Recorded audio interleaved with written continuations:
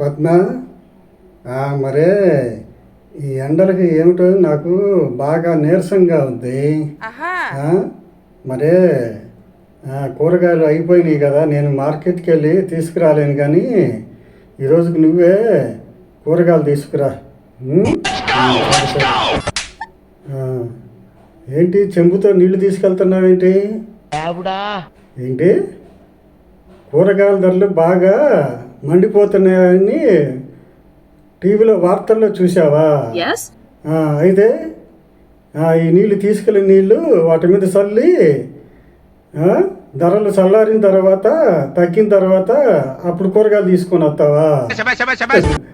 బాగానే ఉంది, సరే ఎలాగోలా తీసుకురా. ఏంటో నాకు ఇలాంటి భార్య దొరికింది.